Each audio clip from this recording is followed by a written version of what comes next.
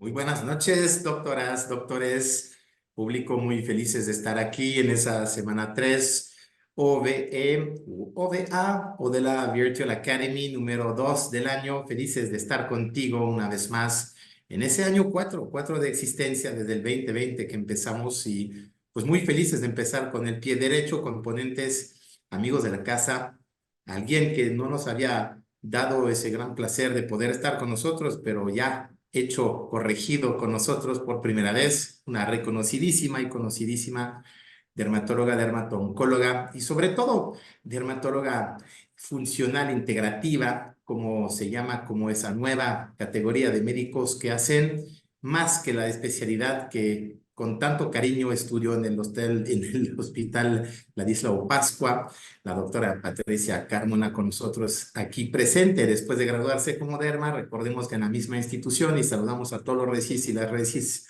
así como el cuerpo de profesores, se graduó también en dermato-oncología y después, además de trabajar con reconocidísimos dermatólogos como Javier Derma, también ha estudiado tricología en España, ahí en la famosísima Universidad de Alcalá en Madrid, pero desde hace mucho es ponente, es alguien muy inquieta, que publica, que trabaja, que organiza eventos para divulgar, para vulgarizar, como se suele decir en ciencia, conocimientos, conceptos de justamente esa dermatología funcional integrativa, la cual hoy reúne desde el ámbito dermatológico, pero reúne y sincréticamente suma otras especialidades, otras ciencias bastante recientes, algunas de ellas, o al menos no tan estudiadas en facultades de medicina. Es también presidenta de la Sociedad Mexicana de Cirugía, Dermatología y Oncológica, que este año tendrá su congreso.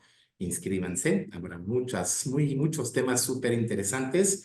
Y con nosotros decidió dar un tema de dermatosis relacionada al famoso eje intestino-cerebro-piel, o cómo esa trilogía va teniendo efectos, causas y a remontar a la verdadera o al verdadero origen de los males, de los síntomas, y llegar a la famosa medicina preventiva o a la salutogénesis. Gracias por estar con nosotros, Patri.dermas, y faltara por mencionarlo, son las redes de Instagram de la doctora Patricia Carmona, Patri Trish, que tanto queremos. Te mandamos un abrazo y te agradecemos mucho estar en ese programa y espero que no sea la última vez. El público te aclama. Muchas gracias por estar con nosotros. Bienvenida. Muchísimas gracias, pues gracias por la invitación y sí, no será la última vez, ya hay que ahondar en estos temas. Ahorita vamos a ver cómo hay unas generalidades y con gusto después compartimos cada una de estas dermatosis, ¿no? Para verlas de forma funcional. Eh, Mientras te conectas, saludamos a los conectados donde estén presentes, doctora Cristina, doctora Gustavo Segura, aquí Laura, Yuriet, Alicia, Mariana, Giovanna, doctor Héctor, hasta el norte, dermatólogo del norte. Qué gusto verlas y verlos conectadas. Y pues gracias por escribir sus dudas y preguntas. Nos vemos en el rático para sacar todavía más información de la doctora si quieren en la sesión de preguntas y respuestas. Adelante, Pati. exacto. Bueno, pues hablar del eje intestino, piel, cerebro es primeramente hablar de microbioma, ¿no? Sabemos que en nuestro cuerpo hay muchísimos más microorganismos que células humanas, esto está muy en boga.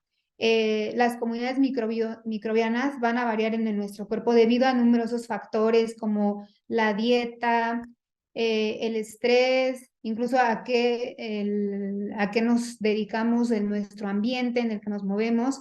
Y también, por ejemplo, el pH, ¿no? Cada zona de nuestro cuerpo. Esta es la distribución normal de la microbiota intestinal humana. ¿Y por qué hablamos de la microbiota intestinal y no de alguna otra? Bueno, porque es la base, ¿no? La base de la que define la composición de las demás microbiotas. Es muy importante primero establecer el eje intestino-piel, ya después ahorita hablaremos del cerebro. Nuestra edad, como les decía, la dieta, infecciones, toma de antibióticos, estrés, nuestros genes, Si durante mientras estábamos en la panza de nuestra mamá, si ella consumía o no medicamentos, cómo se alimentaba, todo eso va a determinar nuestra microbiota intestinal, ¿sí? Cuando nosotros tenemos una alteración en esta microbiota, que todo el mundo tiene disbiosis intestinal hasta no demostrar lo contrario, hay una activación de neurotransmisores, de ácidos grasos de cadena corta, de hormonas, lo cual va a darnos una desregulación inmune sistémica por la entrada de metabolitos junto con la microbiota intestinal al torrente sanguíneo, ¿sí? Esta entrada de estos metabolitos al torrente sanguíneo, bueno, pues nos va a llegar directamente a la piel, también a otros órganos, sin embargo, los que nos importa ahorita más es la piel. Nos va a dar trastornos como dermatitis atópica. Yo estoy convencida de que todas las enfermedades de la piel están ligadas a la microbiota y al cerebro, ¿no? Tienen esta causa emocional. Sin embargo, pues las más estudiadas son la dermatitis atópica, la psoriasis, la rosácea y el acné vulgar. Recordar las funciones de la microbiota intestinal, que está la descomposición de sustancias complejas que no son digeribles normalmente, la producción de muchos nutrientes, incluyendo la vitamina K, ¿no? Que sabemos que es básica para que se absorba la vitamina D y que por eso nosotros cuando tomamos vitamina D nos sube y no sabíamos que teníamos que combinarla con vitamina K porque nuestra microbiota no funciona bien. ¿Y por qué no funciona bien? Bueno, porque nos alimentamos inadecuadamente. Entonces, también hay la producción de diversos metabolitos como ácido retinoico, polisacárido A y acumulación de células T reguladoras, entre otros. Sabemos que también aquí en nuestra microbiota intestinal se produce el 80% de nuestra serotonina, por lo cual también tiene efectos en nuestro estado de ánimo. ¿De acuerdo? En este esquema vamos a resumir, de hecho con esto podríamos resumir cómo afecta nuestra microbiota a nuestra piel y cómo va a dar lugar a estas enfermedades. Les decía que la disbiosis, esta alteración en la composición de nuestras cepas bacterianas, virus, parásitos, hongos, va a causar que los microbios disbióticos crucen la barrera intestinal, ¿sí? Aquí también entra el término de permeabilidad intestinal. Nuestro intestino debe ser permeable, sí, pero esa permeabilidad debe ser controlada. Entonces, posteriormente hay una producción de toxinas por los microbios intestinales, hay una producción de neurotransmisores por los microbios intestinales, una hiperreactividad de las células B, una mala diferenciación de las células T, un bajo nivel de expresión de IgA, y todo esto me va a dar lugar a que mi piel, que normalmente está sana, llegue al torrente sanguíneo todos estos neurotransmisores, todos estos mensajeros, y que mi piel con un microbioma balanceado, con suficientes péptidos antimicrobianos, se convierta en una piel disbiótica, ¿sí? Donde haya sobrecrecimiento bacteriano, donde mis péptidos antimicrobianos disminuyan y que me va a dar lugar a diferentes enfermedades de la piel, ¿sí? Como las que les mencionaba, incluso también, como les decía, para mí todas las enfermedades tienen esta base. Mencionar, por ejemplo, la alopecia areata, hidradenitis supurativa, en los cuales cada vez se estudia más, ¿sí? Entonces tenemos esta disbiosis, tenemos estos metabolitos, hay muchísimos metabolitos, por ejemplo, aquí vemos los metabolitos microbianos como el ácido biliar secundario, el fenol y el P-cresol, que tienen mucho que ver en la psoriasis. El P-cresol viene de las carnes rojas, ¿sí? Que no se metabolizan adecuadamente, y esto pasa a la circulación sanguínea por medio de un intestino permeable, causa una inflamación sistémica y esto causa una inflamación en la piel. Por eso, si tenemos un intestino permeable, vamos a tener una piel permeable. ¿Y qué significa una piel permeable? Bueno, nosotros lo vemos bien en la dermatitis atópica, en la psoriasis, en la dermatitis por contacto, una piel que va a dejar pasar también ciertas sustancias del exterior. Bueno, estas partículas, estos metabolitos van a activar o van a disregular, mejor dicho, al sistema inmunológico. Por ejemplo, metabolitos como estos ácidos grasos de cadena corta, que son de los que más se han estudiado, catabolitos del triptofano y los ácidos biliares que les mencionaba, van a afectar diferentes componentes del sistema inmunológico y nos van a dar las diferentes enfermedades. La dieta alta en grasas, porque también esto es muy importante, la dieta es de lo que va a determinar mi microbiota intestinal, ¿sí? Todos queremos consumir probióticos, queremos ver cómo mejora nuestra microbiota intestinal, pero nadie quiere hacer cambios en la alimentación, ¿sí? Entonces, las dietas altas en grasas están asociadas a inflamación de bajo grado, que es un fenómeno complejo. La disbiosis reduce la producción y expresión de los receptores de ácidos grasos de cadena corta en el intestino, lo cual va a provocar una inflamación local y una permeabilidad intestinal. Hay incremento en la producción de lipopolisacáridos, ¿sí? Siempre que nos comemos algo grasoso, algo empanizado, yo siempre digo, ahí está mi lipopolisacárido causando endotoxemia, y esto va a dar lugar a un estrés oxidativo, va a incrementar las especies reactivas de oxígeno, me va a dar lugar a una activación de mi sistema inmunológico, la producción de citocinas proinflamatorias, y secundariamente dar lugar tanto a disfunción mitocondrial como estrés de retículo endoplásmico, y bueno, pues todo esto va a ser dañino para mis células, ¿verdad?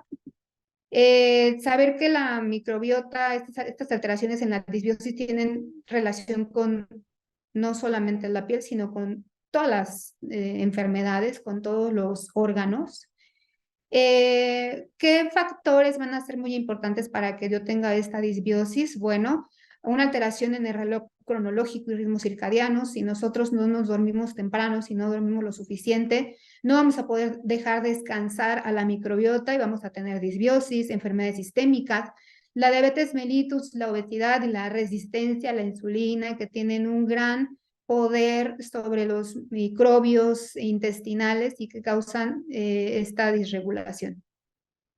Intestino y piel, ¿en qué son similares? Bueno, tanto el intestino, la piel y la barrera hematoencefálica tienen muchas similitudes, ¿sí? Tienen una abundante vascularización, una inervación, un microbioma variado, y sobre todo es que son portales con el exterior, ¿sí?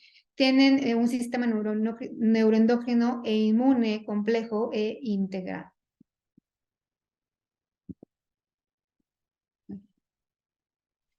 Las enfermedades intestinales van a causar cambios en la composición microbiana, cambios en la comunidad microbiana dominante y cambios en la actividad metabólica del microbioma. Esto va a tener un impacto en la piel y su microbioma, como ya lo habíamos mencionado. De los factores más importantes son esta inducción de IgA, una alteración en el balance, el mantenimiento de entre células T efectoras y células T reguladoras, que como sabemos es la base de muchas enfermedades, y una alteración en la homeostasis cutánea por efecto regulador en mi sistema inmune. Y bueno, aquí vemos, ¿no?, la diferencia entre la salud y enfermedad, cómo todo está muy bien organizado cuando nosotros tenemos un intestino que es selectivamente permeable, y la diferencia cuando nuestro sistema, nuestras células están dejando pasar ciertas sustancias que no deberían y que están activando mi sistema inmunológico, y de que de hecho es la base también de otras enfermedades autoinmunes que también vemos mucho en dermatología y que en algún momento ya hablaremos. Pero bueno, que en este momento toca solamente al acné, la dermatitis atópica, la psoriasis. La psoriasis sabemos que es una enfermedad cutánea inflamatoria crónica en el cual hay un importante desequilibrio entre los factores ambientales, genéticos e inmunológicos. Se considera una enfermedad psicosomática grave, sí, porque está bien determinado que el estrés va a afectarla.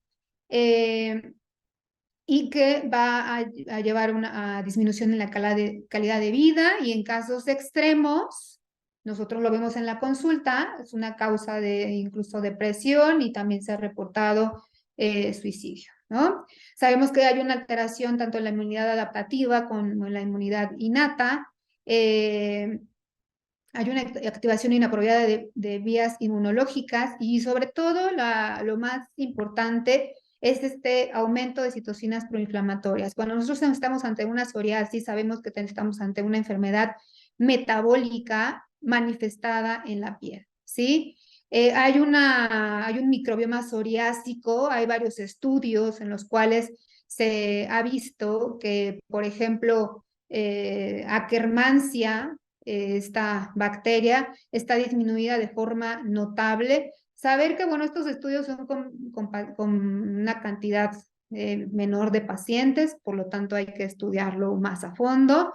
Que hay diferentes cepas que están aumentadas en los pacientes con psoriasis comparado con pacientes controles, ¿verdad? Y saber que el microbioma intestinal se cree, o sea, son teorías que están bien basadas en estudios, pero sobre todo son estudios in vitro, ¿no? Entonces falta muchísima investigación, pero están involucrados en el desarrollo de las células TH17 y modulan la inflamación, enfermedades como la enfermedad inflamatoria intestinal y la obesidad.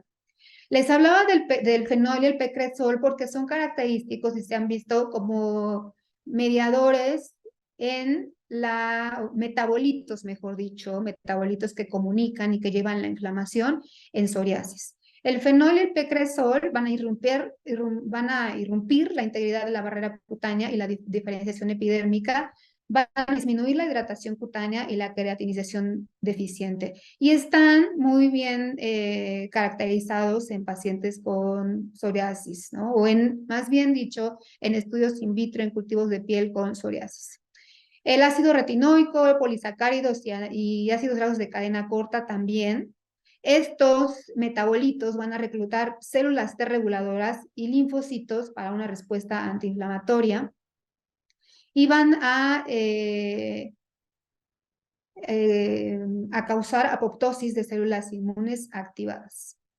Saber entonces que este desequilibrio en la permeabilidad intestinal y la activación de células T efectoras me va a dar lugar y va a ser una relación bidireccional. Recordemos que todos estos factores, todo esto que les estoy mencionando, son relaciones bidireccionales, ¿sí? Yo tengo inflamación crónica que me va a causar disbiosis intestinal, pero la disbiosis intestinal, que yo creo que es la primera, allí el huevo y la gallina, me va a causar inflamación crónica, justamente por esta activación de células T efectoras y la producción de citocinas inflamatorias. Este esquema me gusta muchísimo, ¿no? Porque cuando tenemos esta microbiota psoriásica, que le llamamos esta disbiosis, hay un aumento de Staphylococcus aureus, un aumento de E. coli, una disminución de Bifidobacterium y de lactobacilos, que también es muy característica en el acné. Hay un aumento de dopamina y serotonina, una disminución del ácido gamma aminobutírico, y esto va a causar una activación, una estimulación directa en las células dendríticas, y me va a dar lugar a toda esta cascada de inflamación característica de la psoriasis, ¿no? Esta estimulación del factor de necrosis tumoral alfa, que me va a dar toda esta cascada de citocinas inflamatorias, interleucina 24, 19, 20, y la producción de interleucina 23, que finalmente me van a activar, bueno, a tener este efecto en mi queratinocito y me van a dar lugar a la enfermedad que ya conocemos, llamada psoriasis. Estos neurotransmisores obviamente van a estar van a tener bien su caracterización, van a estar producidas por ciertas bacterias en el intestino. Y todo esto que les menciono en esta diapositiva es lo que este artículo nos menciona, de saber que hay esta microbiota, si microbiota psoriásica o disbiosis psoriásica va a dar lugar y que ya está confirmado a esta activación o desactivación de estos neurotransmisores y que obviamente esto va a tener un efecto en los aspectos psicológicos y psiquiátricos, porque no nada más el paciente tiene una alteración por verse la piel de esa forma, sino que hay una base, una alteración a nivel de neurotransmisores que también ya está confirmado, ¿no? Entonces, los pacientes con esta enfermedad tienen una disminución en la calidad de vida, episodios de estrés, incluso alteraciones cognitivas, que es algo muy importante que ahorita les voy a también a mencionar, que tenemos que valorar en nuestro paciente. Pacientes con estas enfermedades, por ejemplo, yo les hago un cuestionario, pero incluso hay pacientes que no necesito hacerles un cuestionario porque yo les estoy explicando la receta y no la entienden, ¿sí? Aunque suene así como un poquito medio mala onda, pero yo sí les recalco esa parte. Cuando vienen a un tratamiento posterior, a un seguimiento ya con tratamiento, perdón, los pacientes notan esa diferencia que es muy importante en la cognición, ¿sí? Entonces, cuando yo estoy hablando de esta enfermedad, debo de saber que, bueno, el estrés psicológico es un factor que es desencadenante o detonante, ¿sí? Entonces, el estrés psicológico me va a causar, y bueno, de hecho, estrés de cualquier tipo, pero en este caso específico hablemos del psicológico. Va a haber una activación de citocinas inflamatorias, ya las conocemos, una activación del sistema hipotálamo hipófisis adrenal, la activación de estas hormonas RH, y de todos estos metabolitos que tenemos aquí, sobre todo CRH, ACTH, MSH, por esta vía del eje hipotálamo hipófisis adrenal, ¿sí? Esos picos de cortisol, de noradrenalina que el paciente vive durante su día, van a tener un efecto directo sobre la enfermedad.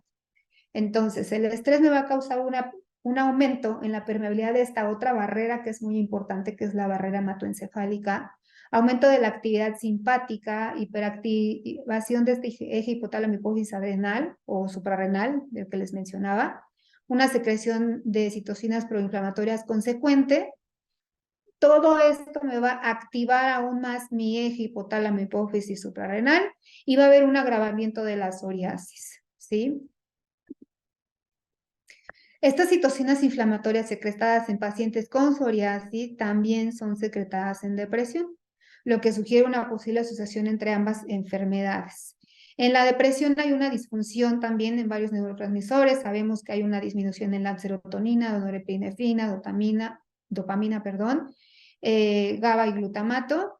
Y pues saber que todos lo sabemos, ¿no? Pero hay una disminución de la serotonina en la depresión.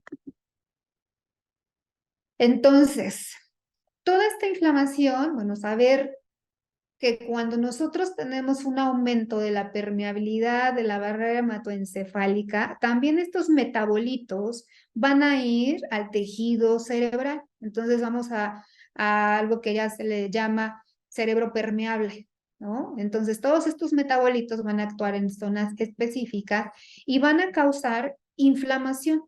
Y la depresión y la ansiedad son enfermedades inflamatorias, ¿de acuerdo? Entonces, todas estas citocinas inflamatorias, sobre todo hay una predominancia de interleucina 6, va a aumentar este índole amine de oxigenasa, lo cual va a activar este triptófano, va a haber una disminución de este 5-HT, que es un precursor de serotonina, al estar disminuido, por eso en pacientes que tienen este padecimiento, por ejemplo, les damos este suplemento alimenticio para mejorar ese estado de depresión. hay un aumento de este metabolito llamado quineurina, el cual va a producir ácido quinólico, y estos son, al estar el 5-HT disminuido y el ácido quinólico aumentado, me van a causar directamente alteración en la serotonina y va a haber una depresión, ¿sí? Y esto a su vez me va a causar más aumento de citocinas proinflamatorias y va a haber un agravamiento de la psoriasis. Y aquí es un resumen de todo este eje intestino cerebro piel en la psoriasis. Y sobre todo, por ejemplo, el hecho de nosotros tratar la base, que es la microbiota, que para mí es por eso cerebro, por eso es eje intestino, cerebro, piel, o dije intestino, piel, cerebro, porque la base es el intestino, me va a tener repercusiones positivas tanto en mi barrera hematoencefálica como en mi barrera de la piel. Pasemos al acné, el acné, este trastorno tan común, que es el que más vemos los dermatólogos, que obviamente está asociado a depresión, ansiedad y otras secuelas psicológicas, pero también está asociado a problemas gastrointestinales. Cuando nosotros hacemos en la consulta cuestionario interminable que yo tengo instaurado en todos mis pacientes, nos encontramos con muchísimo síndrome de intestino irritable, estreñimiento, halitosis, reflujo gástrico, el 37% más de probabilidades de asociación con acné de todos estos factores. La microbiota intestinal, enfermedades inflamatorias de la piel y síntomas psicológicos están entrelazados. Sí hay un vínculo importante. Si nosotros le preguntamos al paciente y hacemos toda esta historia clínica, vamos a encontrar mucha relación y cada edad, por ejemplo, los adolescentes van a tener más síndrome de intestino irritable, adultos van a tener masivo. Eso es algo que deberíamos estar haciendo porque podemos encontrar, de hecho, diferencias, ¿no? No es lo mismo el paciente que vive allá en el norte, que tiene una dieta alta en carne, que el paciente de aquí de la Ciudad de México, que muchísimas veces no tiene ni siquiera tiempo para comer. Entonces, eso es algo que tendríamos que hacer para encontrar ahí cierta información que sería muy interesante, ¿no? Yo les sugiero que hagan una historia clínica pues un poquito más enfocada a esto.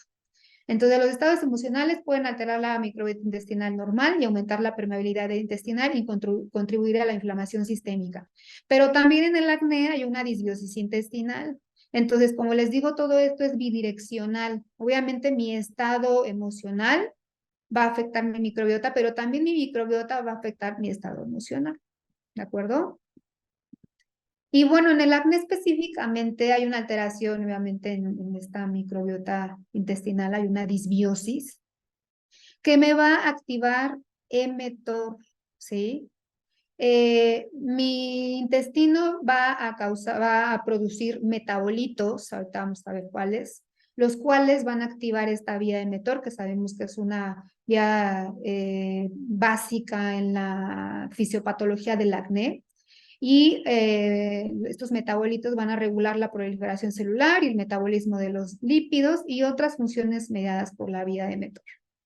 Pero también mTOR y su activación me va a causar disbiosis intestinal, ¿sí? Entonces, todos estos son bidireccionales, se vuelven círculos viciosos que, pues, para romperlos necesito actuar a ambos niveles, ¿sí? Bajar la inflamación para no tener activado mTOR, disminuir los lácteos, todo de lo que yo me la paso hablando ahí en las redes sociales, pero también necesito tener una microbiota intestinal sana. El estreñimiento es de los factores que están más asociados en los pacientes con acné, y esto asociado al síndrome de intestino irritable. En este estudio se vio que el 40% de los pacientes con acné presentaban este síntoma y que el 57% de los pacientes con este estreñimiento funcional presentaban concentraciones fecales menores de lactobacillus y bifidobacterium, que de hecho son las dos cepas bacterianas que están disminuidas en los pacientes con acné y que están relacionadas directamente a permeabilidad intestinal y justamente estas cepas probióticas son las que ayudan mucho en este padecimiento. El 40% de las personas con acné tienen hipocloridria, igual ahí buscarlo ahí en este artículo que para eso se los puse. Y es un factor de riesgo para SIBO o sobrecrecimiento bacteriano del intestino delgado. Un ácido estomacal inferior al adecuado altera la microbiota intestinal normal. Hay una migración de bacterias desde el colon hacia las porciones distales del intestino delgado y, bueno, sobrecrecimiento bacteriano, ¿no? Este SIBO se caracteriza por inflamación, diarrea, dolor abdominal y estreñimiento, pero incluso hay pacientes que pueden pasarlo sin síntomas y es frecuente en enfermedades como fibromialgia, síndrome de fatiga crónica y está asociado con depresión y ansiedad. Entonces, este síndrome y de hecho todos los padecimientos que van a afectar al intestino me van a comprometer las funciones del intestino, como absorción de proteínas, grasas, carbohidratos, vitaminas y micronutrientes por interferencia bacteriana. Y entonces yo le pido estudios a mi paciente y mi paciente aparece desnutrido, ¿no? Con pérdida con CPK aumentado porque está perdiendo proteínas y eso lo vemos, bueno, yo lo veo ahí en la consulta porque me pongo a buscarles todo esto. Entonces, este exceso de bacterias causa metabolitos tóxicos y un daño directo al enterocito del intestino delgado, el cual me va a causar que no absorba nutrientes. Y por eso también gran cantidad de mis pacientes o de los pacientes no pueden absorber, por ejemplo, la vitamina D o la vitamina K o el hierro. Entonces, no solamente la hipocloridria, sino también la disminución de omega 3, por eso es muy importante a todos los pacientes con acné, además de su efecto antiinflamatorio, es suplementar con omega 3 y el estrés psicológico me causan este SIBO, el cual directamente está relacionado con ansiedad y depresión, ya les mencionaba por qué, por una alteración en la permeabilidad del cerebral. Va a haber un aumento de metabolitos tóxicos, disminución de nutrientes, daño al enterocito y aumento de la permeabilidad intestinal. Esta disbiosis, que sobre todo, como les decía, está algo de lo que está bien caracterizado es esta disminución de lactobacilos y de Bifidobacterium lactis. Va a aumentar aún más los niveles de insulina, que de por sí. ¿Por qué? ¿Cuál es la causa número uno de esta disbiosis? La dieta, claramente, ¿no? Los lácteos, el exceso de azúcar, el exceso de grasas que van ahí a activar mi lipopolisacárido. Va a causar también una disminución de la tasa de recambio de glucosa, presencia de alto contenido de grasa, absorción sistémica de toxinas, sobre todo la principal, lipopolisacárido, lo cual va a aumentar mi inflamación de bajo grado, el famoso inflammaging, va a aumentar la resistencia a la insulina, va a haber un aumento del estrés oxidativo y esto me va a dar lugar a mi acné, ¿no?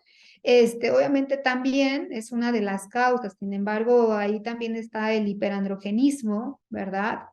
Que se van a conjuntar y, bueno, me van a dar estas lesiones inflamatorias del acné. Entonces, también, tanto la alimentación como el estrés me van a dar lugar a alteración en la motilidad intestinal y en la microbiota. Esto me da un intestino permeable, paso de metabolitos microbianos a la piel, inflamación, y esto también, esta inflamación de la piel, tiene una relación directa con la inflamación a nivel de la barrera, bueno, el dejar pasar también estos metabolitos a partir de la barrera hematoencefálica y una inflamación a nivel del tejido cerebral que se ve como ansiedad y depresión. Los probióticos aquí sobresale sobre todo en acné la utilidad de los probióticos orales, ¿sí? En el acné hay una peroxidación lipídica alta, por lo cual es importantísimo el consumo de antioxidantes. O sea, nosotros en nuestros pacientes con acné no se pueden ir sin algún antioxidante, no se puede ir sin su vitamina D, no se puede ir sin sus probióticos específicos. sin su omega 3, ¿verdad?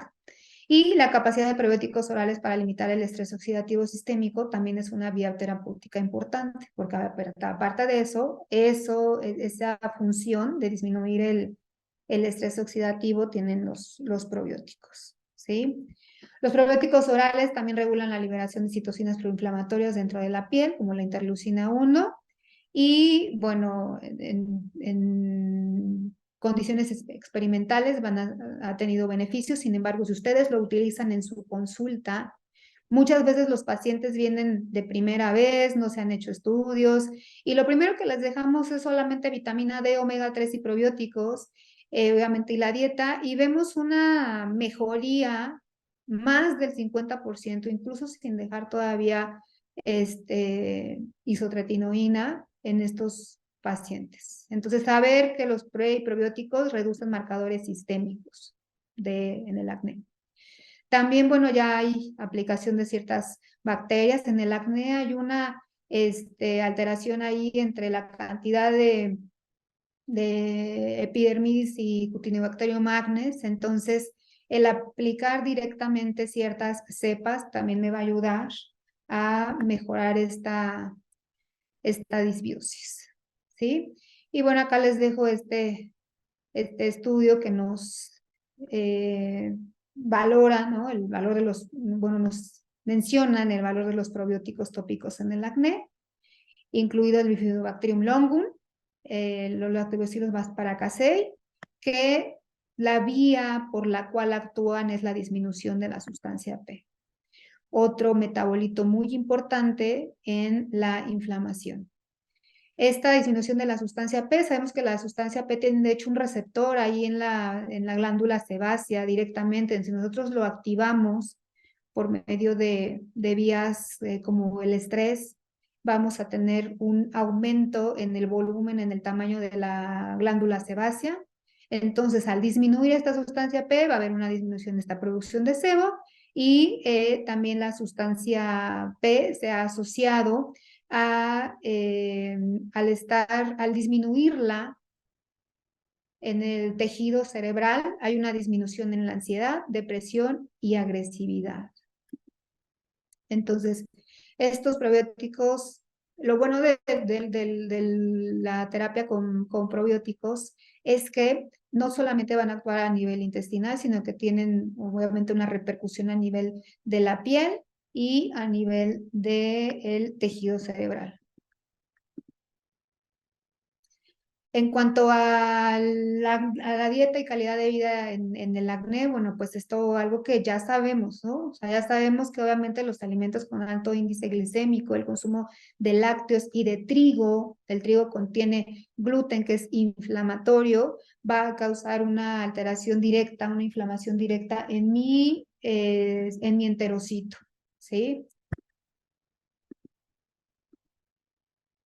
Esto para quien quiera ahí checar este estudio del 2022.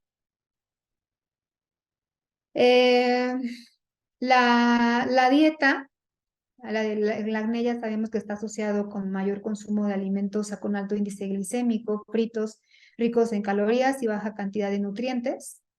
Lácteos, que sabemos que tienen hormonas de crecimiento que estimulan directamente el factor de crecimiento relacionado a la insulina tipo 1, y que el hecho de utilizar estos probióticos, ¿por qué lactobacillus van a ser tan eficiente y por qué se dan lactobacillus y bifidobacterium en el acné? Bueno, lactobacillus es de los que más se utilizan porque van a utilizar este factor de crecimiento relacionado a la insulina para su proceso de fermentación, ¿sí? Y esto va a tener un beneficio directo en el número de lesiones, en el nivel de inflamación de la piel, pero como les decía, también en el nivel de inflamación a nivel de mi tejido cerebral. Por lo tanto, mejora también depresión, ansiedad y conductas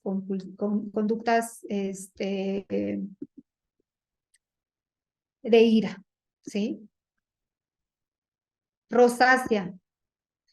Se ha informado que la rosácea está asociada a diversas enfermedades gastrointestinales, como la enfermedad inflamatoria intestinal, la enfermedad celíaca, el síndrome de intestino irritable, la infección por Helicobacter pylori, la enfermedad por reflujo gastroesofágico y el SIBO, el sobrecrecimiento excesivo de bacterias en el intestino delgado. El vínculo entre la rosácea y las comorbilidades gastrointestinales puede implicar factores genéticos relacionados a la microbiota e inmunológicos predisponentes comunes, que comprenden obviamente esta teoría del eje intestino-piel. Están bien descritos, de hecho, léanse este artículo apenas del 2021, está súper interesante, bien descritos los factores, los mecanismos por los cuales están asociados directamente la rosácea con todas estas enfermedades, ¿no? Los que más destacan son la Helicobacter pylori, que está en la cual hay una liberación de agentes angiogénicos y vasomotores que van a comunicarse directamente con la piel y van a causar justamente estas lesiones de rosácea eritematotelangiectásica, y el SIBO, en el cual la permeabilidad intestinal va a dar lugar a una translocación de citocinas proinflamatorias y va a dar lugar a inflamación en la piel, lo cual va a estar sobre todo presente en, que acá más adelante les voy a mencionar, aquí está lo de la rosácea eritematotelangiectásica, y va a estar más presente en la rosácea papulopustular, ¿sí? Entonces, se ha demostrado una mayor prevalencia de SIBO, hasta en un 50% en pacientes con rosácea, a comparación de los grupos controles sanos. Y la inflamación, esta rosácea inflamatoria, es más común en pacientes con SIBO. Después del tratamiento de erradicación de SIBO, casi todos los pacientes alcanzaron una resolución completa, y cosa que no pasó en los pacientes que tenían una rosácea eritematotelangiectásica. Por eso es muy importante individualizar, ¿no? Y ver nosotros esto, si ya lo leímos, bueno, voy a ir a mi consulta y lo que voy a hacer es buscar. También la enfermedad inflamatoria intestinal es la enfermedad gastrointestinal que tiene mayor evidencia relacionada con la rosácea. Ambas enfermedades son crónicas, inflamatorias, y de hecho comparten elementos genéticos inmunológicos y obviamente de disbiosis. Hay un metaanálisis que indicó una mayor prevalencia de enfermedad de Crohn y colitis ulcerativa en pacientes con rosácea. Los pacientes con rosácea especialmente toman tetraciclinas durante un periodo prolongado, lo cual presenta también un factor de riesgo para presentar la enfermedad de Crohn y colitis ulcerativa, por lo cual ya la nueva tendencia, bueno, en nueva, yo ya llevo años sin usar estos antibióticos. Sí me cuesta un poquito más de tiempo, pero a base de probióticos, dieta y manejo del estrés oxidativo, se puede lograr una estabilidad de la microbiota y con la consecuente estabilidad de la enfermedad o desaparición de las lesiones en el paciente con rosácea. Entonces ahí tenemos este gen predisponente, esta microbiota intestinal alterada, sobre todo el SIBO, que va a afectar directamente mi microbiota de la piel. Los metabolitos característicos en la rosácea son los ácidos grasos de cadena corta, lo cual va a afectar, como ya venimos mencionando en todas las demás enfermedades, la inmunidad innata y adaptativa, y estos son factores similares en estas enfermedades, las enfermedades gastrointestinales y la rosácea.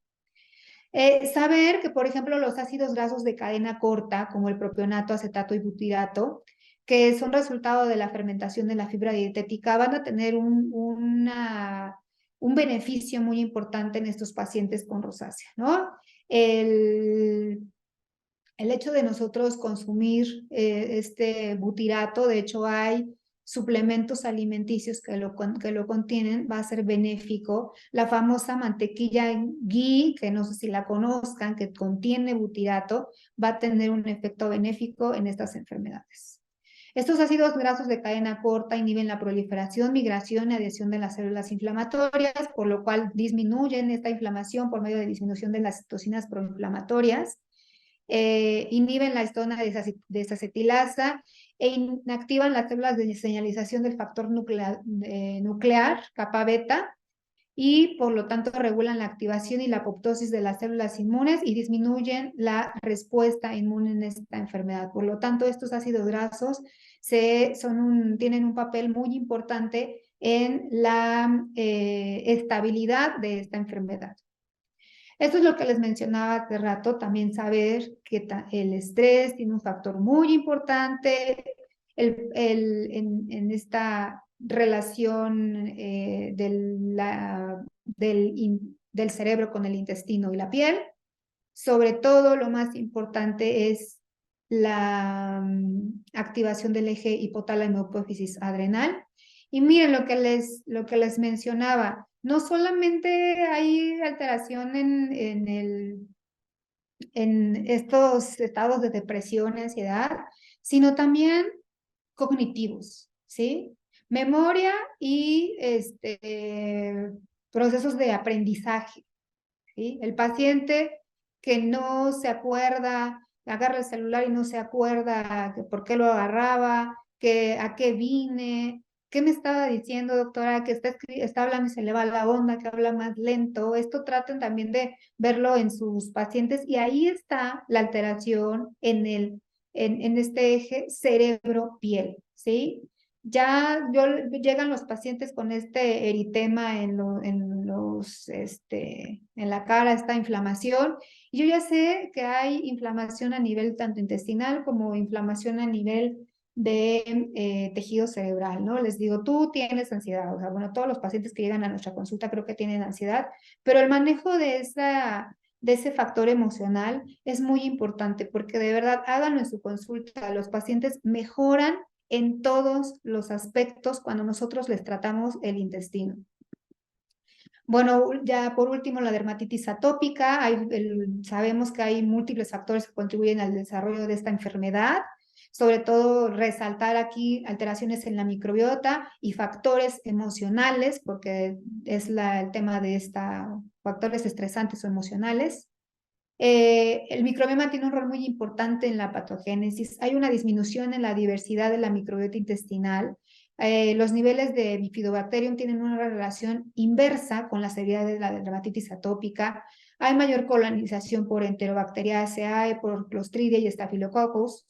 Hay alteraciones en la composición de la microbiota durante la infancia que preceden al desarrollo de esta enfermedad. Por lo tanto, los probióticos que contengan lactobacilos y bifidobacterium mejoran los síntomas y esto ya está también demostrado, ¿sí? En esta enfermedad va a haber también varios.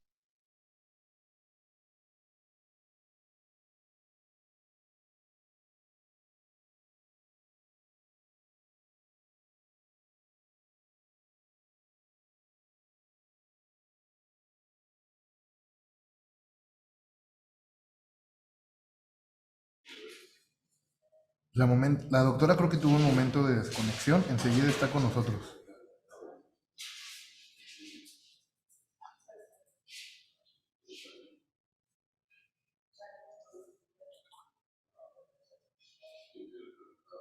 Listo. Doctora, ¿ya todo bien? No te escuchamos, pero sí podemos ver tu pantalla de nuevo. No sé qué pasó. ¿Listo? Listo, doctora, ya te escuchamos de nuevo. Todo bien. Bien.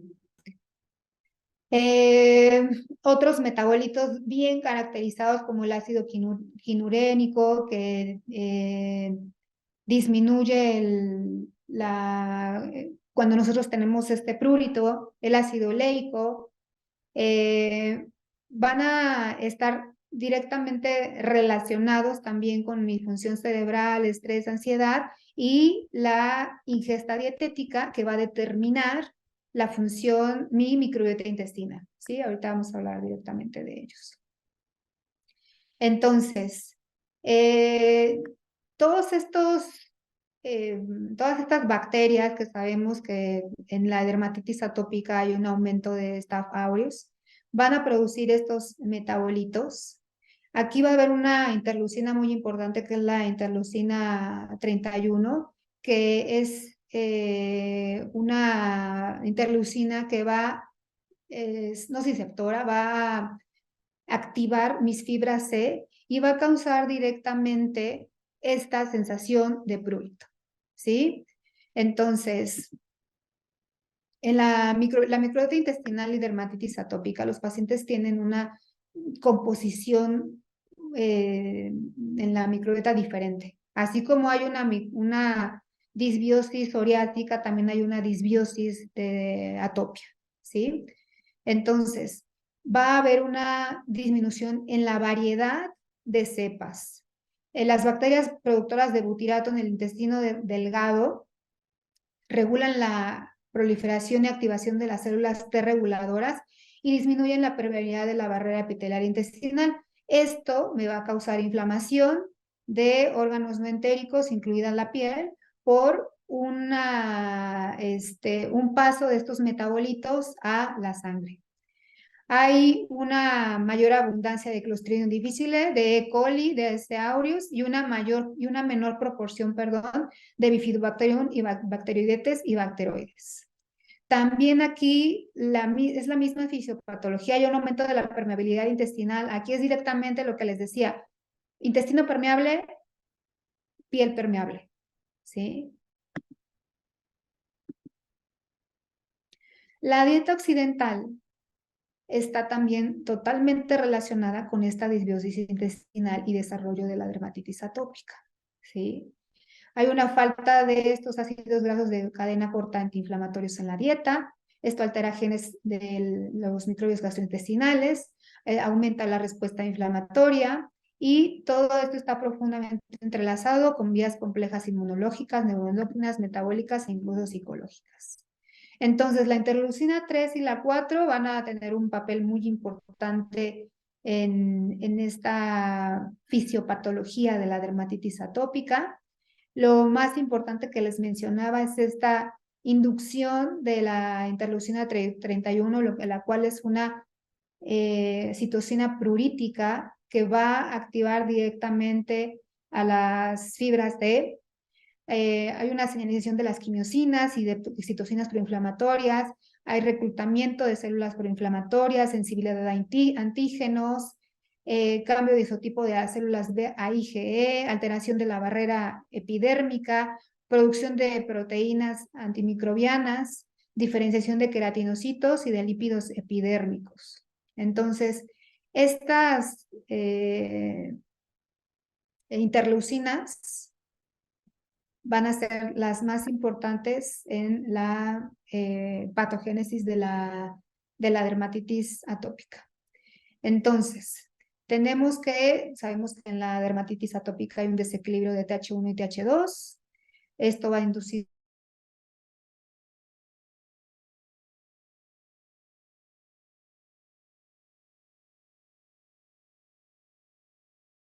la piel con dermatitis atópica. El estrés directamente, y esto lo dejé aquí en este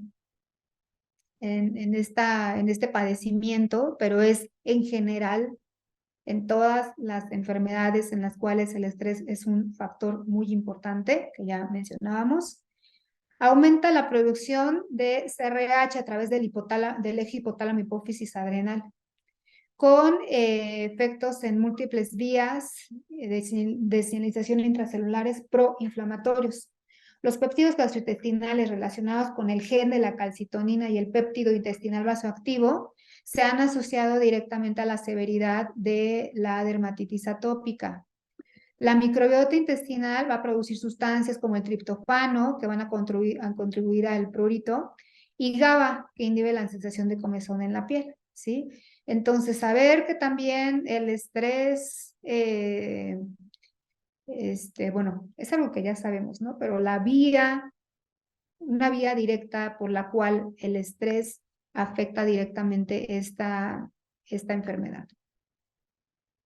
Y que bueno, entonces, en la dermatitis atópica tenemos esta alteración, ¿no?, de la respuesta inmune, y que no nada más va a ser este intestino vía de entrada para esta enfermedad, sino que también está asociada a intolerancia a la comida, a estas alergias alimentarias que padecen los pacientes, inflamación sistémica. Todos sabemos que los pacientes con dermatitis atópica también, de hecho, tienen una cierta psicopatología, porque también hay inflamación a nivel cerebral, malabsorción de nutrientes, ¿sí?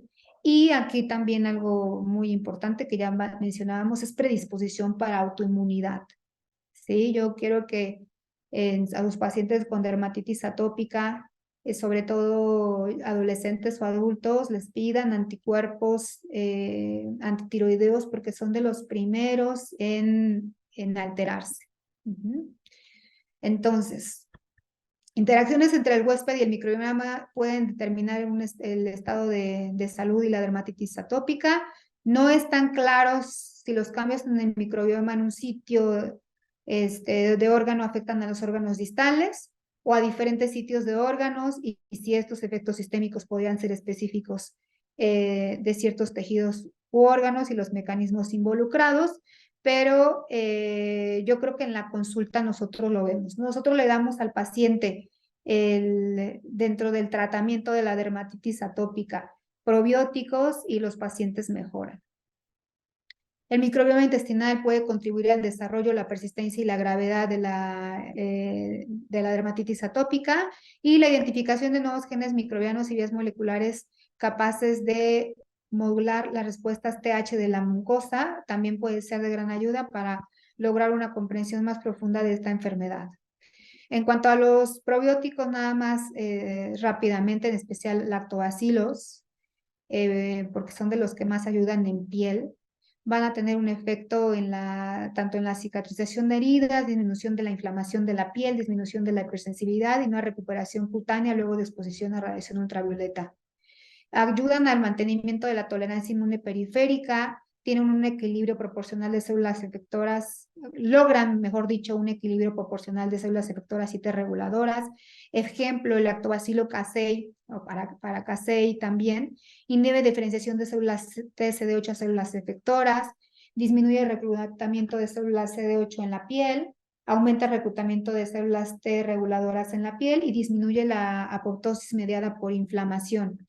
Entonces, probióticos recomendados en estas enfermedades, ahí están acné y atopia, los más importantes. En rosácea, lactobacillus casei y paracasei, y en psoriasis, lactobacillus rhamnosus, bifidobacteria lactis y bifidobacterium longum, ¿sí? La verdad es que en general, de hecho, por eso hay compuestos con todas estas cepas y los venden como skin probiotics, ¿no? Ahí en una página muy conocida. Pero si nosotros queremos ser más específicos, bueno, los podemos, y yo creo que es lo mejor que podemos hacer, darlos por separado a nuestros pacientes. Y bueno, nada más aquí el resumen de las cepas probióticas y de los estudios que existen, porque es algo que ya está confirmado, ¿no? Y bueno, pues listo. Vamos a pasar a lo de las preguntas, ¿no, Emanuel? Porque yo estoy estresada porque justamente ya me están hablando. Un segundo, doctora. Emanuel está aquí. Muchísimas gracias, doctora. Qué interesante y qué completa. Temo que hay demasiadas preguntas, vamos a solamente cubrir unas. Sí, porque Entonces, si quieres, yo al último vamos a ya di tocar la carrera, ¿verdad? Pero un par, no, y luego hacemos de cada una porque hay muchísima más información de cada uno de los padecimientos y hay sí, más, o sea, pero bueno, pues porque vamos empezando 4 o 5 preguntas. La verdad, te felicitan, te sí. agradecen, te dicen queremos más. Es como leer la Biblia en 40 minutos. Es muy difícil, pero gracias por haber hecho el esfuerzo de ese recorrido, de ese journey, ¿no? ¿Cuándo empiezan tus cursos? Dice Cristi, para empezar con eso, porque justamente para eso están los cursos. Sí, ahí tenemos curso en febrero, resistencia a la insulina básica para para cualquier médico, para nutriólogos, es médicos y nutriólogos, ¿no? Porque es uno de los factores, dije, no, no voy a meter ya, es de bastante información, perdón al último, fue un poco rápido, ya sabes, me estresa, pero la resistencia a la insulina es uno de los factores que más alteran microbiota, ¿sí? Entonces, en febrero tenemos curso de resistencia a la insulina y a finales de hipotiroidismo.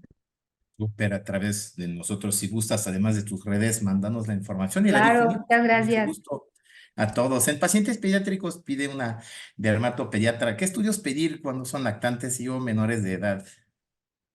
Mira, yo siempre, ya sabes, soy muy sincera, yo veo pacientes desde los 10 años.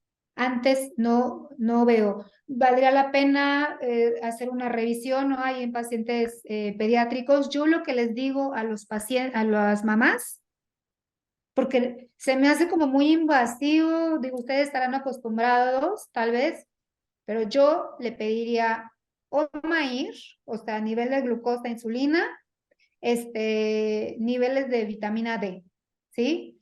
Pero yo no estoy acostumbrada a ver tan pequeños. Yo le digo a la mamá, quítale el azúcar y quítale los lácteos. Listo, desde ahorita ya le estás haciendo un favor.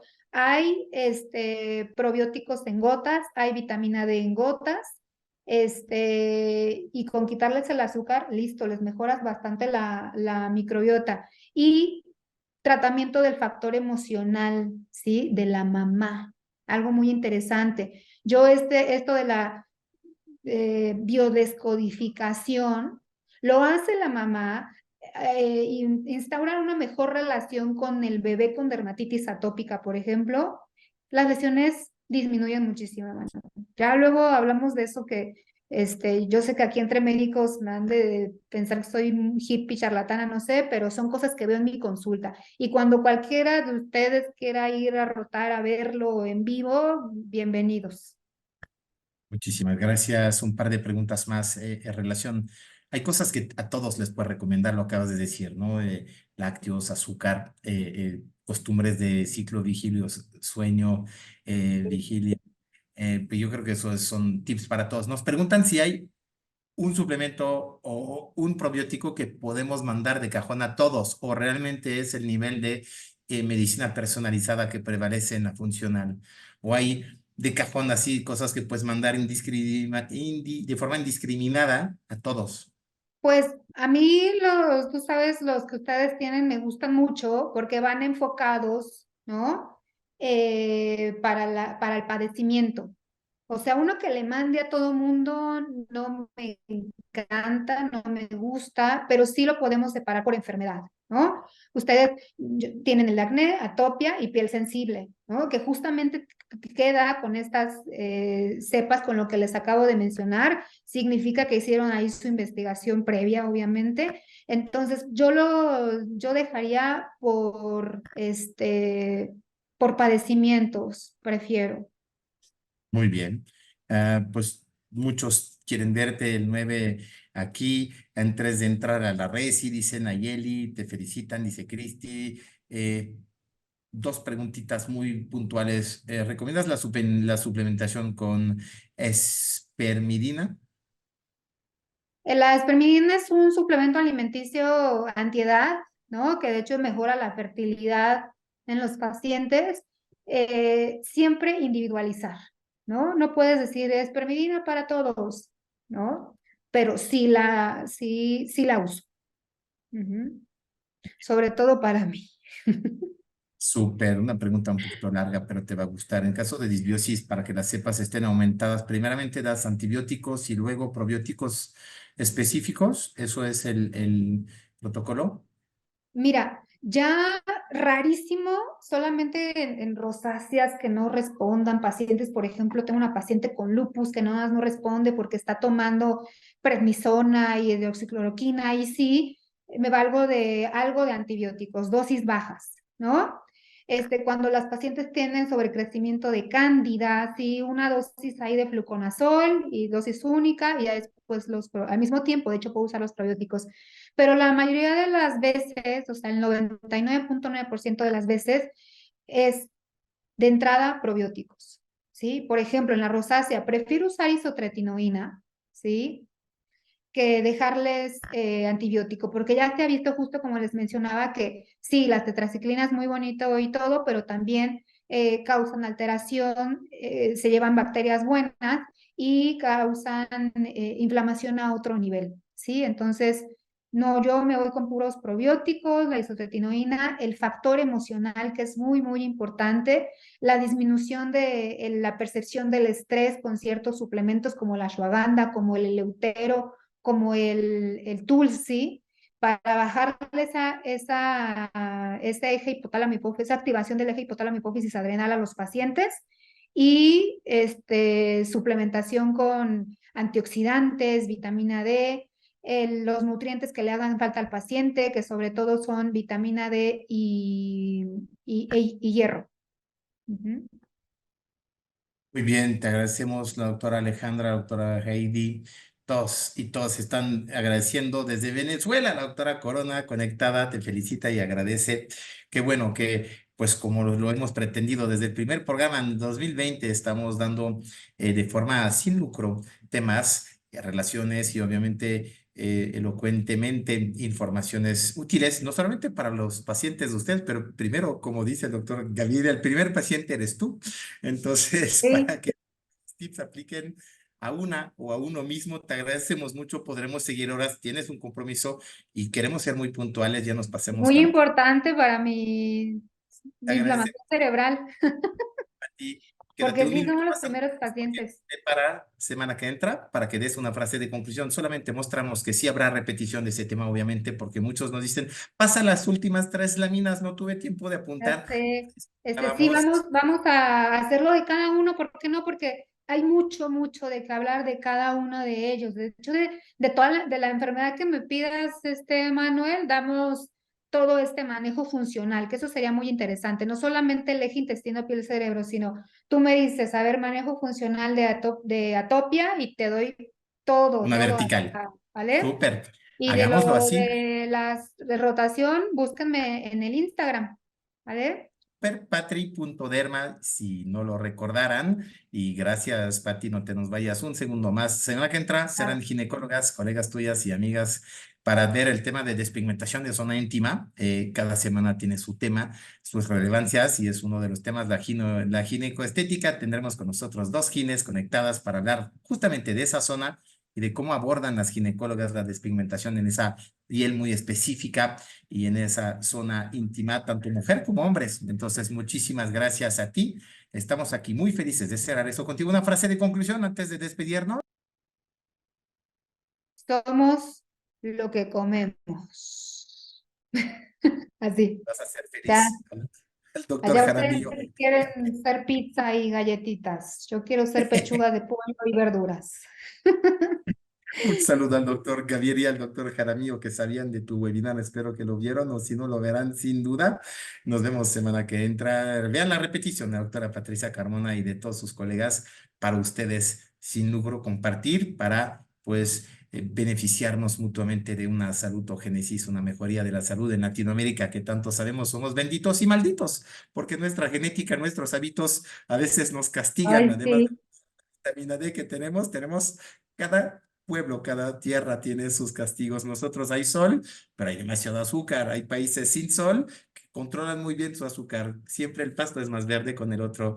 Fue un programa más de Odela. Gracias, Odela, Virtual Academy. Muchísimas gracias por haber estado con nosotros.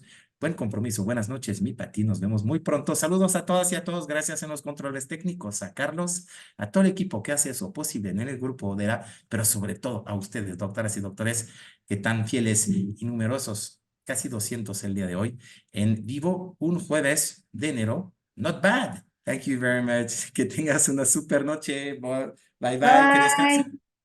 Cuiden lo que comen y duermen temprano. Nos vemos pronto. Y Saludos. también. Bye bye.